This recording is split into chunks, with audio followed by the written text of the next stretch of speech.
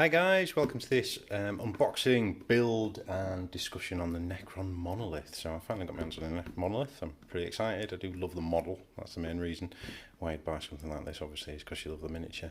It looks cool, but we're going to crack it open, see what the sprues look like, get it built up, and then we'll do some rules discussion as we have in the past. So without further ado, let's break it open. If I can find out where the actual tag is. Here we are.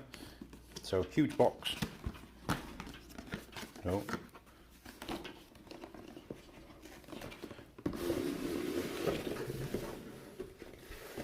Go. Booklet, as you'd expect, how to build your monolith to your heart's content, and then lots and lots of sprues. So again, the details as you would expect from Games Workshop kit. It's quite a large miniature near the side panels, so I imagine there's going to be 4 sprues. All this sort of like cracked stonework effect and things like that. So there you go, back sprue, I think. Various bits and pieces on it. Weapon options. The particle whip, I think it is, that giant ball at the top. Let's keep going. Yep, another one, so that'll be, yeah, same again, half and half, isn't it? I was wrong, 6 sprues. Yeah, it's just cool. That's the gateway thing. I'm definitely having the one with the warrior coming out of it. Having a spare gateway, I might make some form of objective of building out of it. Looks like you've got a couple of weapon options there as well, which is pretty cool. And wow, yeah, they're your death rays, I think, aren't they?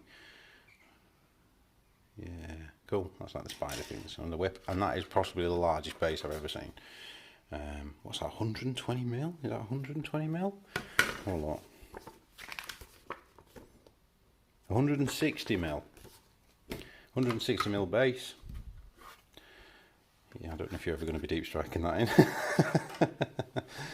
The little hovering, floating things. I think you get these on like the Primaris floating tanks, and some Necron transfers as well. So yeah, what? Box full of plastic. Yeah, what a kit. So we'll get it built up and do some size comparisons. There we go, it's all built. So obviously it's taken a while to do, but what an incredible miniature. That's the like floating base. I've just sort of masked it off for spraying and so on and so forth, but what an incredible miniature. Slight gaps down the sides I filled in with some liquid putty. I've gone for 4 death rays. Yeah, it's an absolute beast. Sort of scarab thing at the top, doing his particle whipping, and then a Necron phasing through it. I just really love it. I think it's a phenomenal miniature. Size wise, let's have a look. If we were to sort of from the base to the top, I'd say it's about 20 centimetres. It's about 8 and a bit inch. 160 mil base to give you an idea. That's how it fills it. So it's a big boy, definitely. The base I've just drawn a circle as to where to not apply my textured paint. So yeah, there's a miniature. I'm really impressed with it. But let's have a look and quick discuss about what it can do on the tabletop. Okay, so there's been lots of discussions about the monolith online, and some people hate it, some people love it.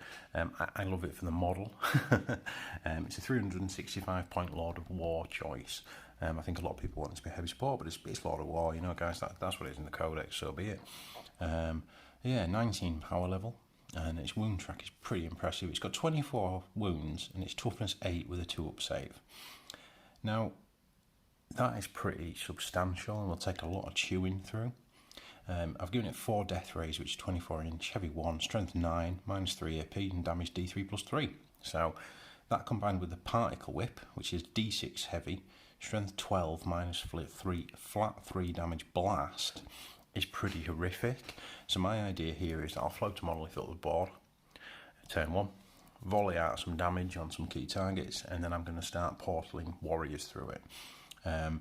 It doesn't have an invulnerable save.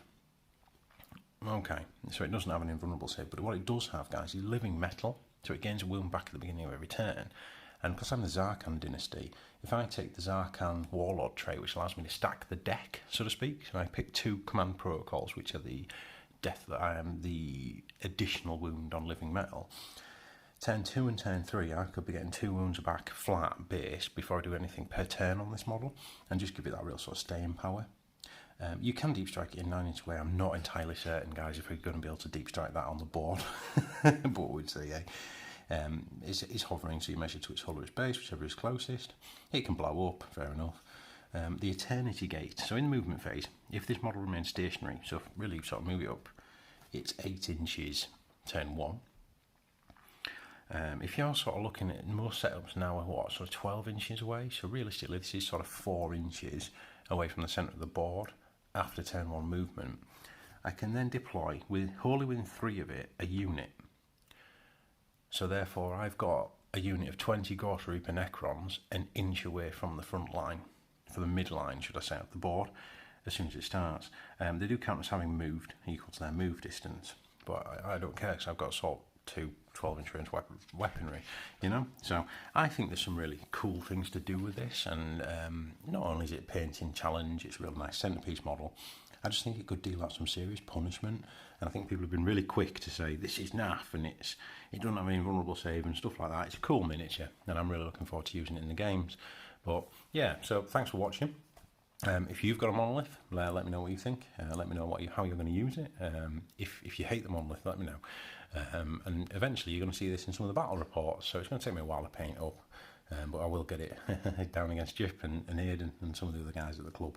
But yeah, I'm looking forward to see what I can do with it and see if it is a bit of a dud or if it's a bit of an upgrade, so we'll see, eh? So thanks for watching. As always, please like, comment and subscribe for more, and happy hobbying.